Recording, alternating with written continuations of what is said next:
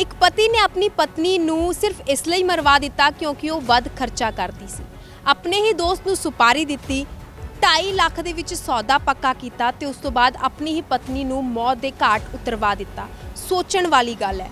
ਖਬਰ ਜਿਹੜੀ ਹੈ ਮੱਧ ਪ੍ਰਦੇਸ਼ ਦੇ ਗਵਾਲੀਅਰ ਤੋਂ ਨਿਕਲ ਕੇ ਸਾਹਮਣੇ ਆਈ ਹੈ, ਜਿੱਥੇ 13 ਅਗਸਤ ਨੂੰ ਇਹ ਘਟਨਾ ਜਿਹੜੀ ਹੁੰਦੀ ਹੈ, ਜਿਸ ਤੋਂ ਬਾਅਦ 11 ਦਿਨਾਂ ਬਾਅਦ ਹੁਣ ਖੁਲਾਸਾ ਹੁੰਦਾ ਹੈ ਕਿ ਇਹ ਸਾਰਾ ਸ਼ਰਯੰਤਰ ਜਿਹੜਾ ਹੈ ਉਹ ਪਤੀ ਦੇ ਵੱਲੋਂ ਹੀ ਰਚਿਆ ਜਾਂਦਾ ਹੈ। ਦਰਅਸਲ ਉਸਦੀ ਪਤਨੀ ਜਦੋਂ ਆਪਣੇ ਭਰਾ ਦੇ ਨਾਲ ਮਾਤਾ ਰਾਣੀ ਦੇ ਦਰਸ਼ਨਾਂ ਦੇ ਲਈ ਜਾ ਰਹੀ ਸੀ, ਇਸ ਦੌਰਾਨ ਰਸਤੇ ਦੇ ਵਿੱਚ ਸੜਕੀ ਹਾਦਸੇ ਦਾ ਸ਼ਿਕਾਰ ਹੋਈ, ਜਿਸ ਤੋਂ ਬਾਅਦ ਪਤੀ ਨੇ ਪੁਲਿਸ ਨੂੰ ਇਹ ਦੱਸਿਆ ਕਿ ਉਸਦੀ ਪਤਨੀ ਜਿਹੜੀ ਹੈ ਉਸਦੇ ਜੋ ਕਿ ਬਾਈਕ ਦੇ ਉੱਤੇ ਸਵਾਰ ਸੀ, ਉਸਨੂੰ ਜਿਹੜਾ ਹੈ ਲੋਡਿੰਗ ਵਾਹਨ ਦੇ ਵੱਲੋਂ ਟੱਕਰ ਮਾਰੀ ਗਈ, ਜਿਸ ਵਿੱਚ ਹਾਦਸੇ ਦੇ ਵਿੱਚ ਜਿਹੜੀ ਹੈ ਉਸਦੀ ਜਾਨ ਚਲੀ ਗਈ। ਯਾਨੀ ਕਿ ਇਸ ਪੂਰੇ ਸ਼ਰਯੰਤਰ ਨੂੰ, ਇਸ ਪੂਰੇ ਕਤਲ ਨੂੰ ਹਾਦਸੇ ਦਾ ਰੂਪ ਦੇਣ ਦੀ ਕੋਸ਼ਿਸ਼ ਜਿਹੜੀ ਹੈ ਪਤੀ ਦੇ ਵੱਲੋਂ ਕੀਤੀ ਗਈ, ਪਰ ਜਿਹੜੀ ਹੈ ਪੁਲਿਸ ਨੇ ਡੂੰਘਾਈ ਦੇ ਨਾਲ ਜਦੋਂ ਜਾਂਚ ਕੀਤੀ ਤਾਂ ਇਹ ਪੂਰਾ ਖੁਲਾਸਾ ਹੋਇਆ ਕਿ ਪਤੀ ਦੇ ਵੱਲੋਂ ਹੀ ਇਹ ਕਤਲ ਕਰਵਾਇਆ ਗਿਆ।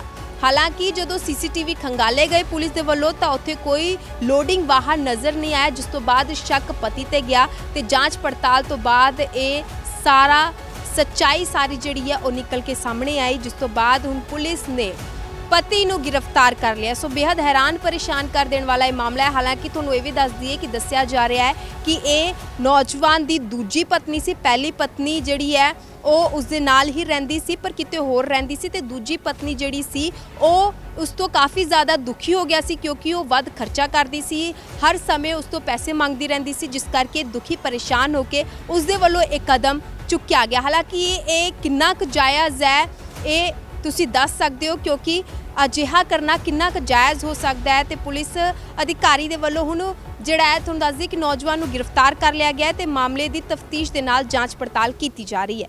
13 अगस्त को विक्की फैक्ट्री चौराहे के पास में एक इको स्पोर्ट्स कार और मोटरसाइकिल का एक्सीडेंट की घटना हुई थी।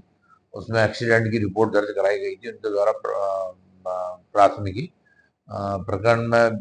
जो है जो घायल थी मोटरसाइकिल पर जो चालक था और जो उस पर एक महिला बैठी हुई थी दुर्गावती उर्फ मुस्कान तथा उनका भाई संदेश, ये दोनों घायल थे और दुर्गावती की अस्पताल में जाकर डेथ हो गई थी।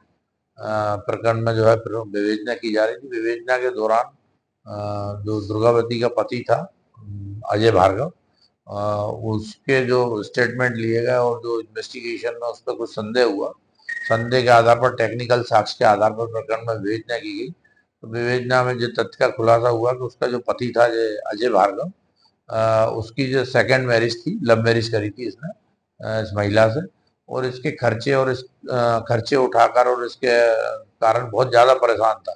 दोनों इंटरनली रिलेशन खराब थे और बहुत ज़्यादा परेशान था और इसने प्लानिंग करके अपने एक साथी को इंदौर से इको स्पोर्ट्स कार लेके बुलवाया और कार से जो है प्लानिंग करके एक्सीडेंट करके उसकी पत्नी को डेथ मरवा दिया, जिससे कि लोगों को ये डाउट हो कि एक्सीडेंट हुआ और एक्सीडेंट में पत्नी की डेथ हुई। टीआई झांसी रोड ने इन्वेस्टिगेशन करके पूरी टीम ने बहुत प्रकरण का खुलासा किया है। आरोपी अजय भार्गव जो है उसको गिरफ्तार किया। अब 2 अन्य साथी हैं इसके जिन्होंने इस घटना में एक जो ड्राइवर चालक था वो भी गिरफ्तार हो गया और जो अन्य 2 लोग हैं वो भी उनकी भी गिरफ्तारी की जा रही है जो इस घटना में शामिल है। इस प्रकार हत्या का खुलासा कराया झांसी रोड पुलिस द्वारा।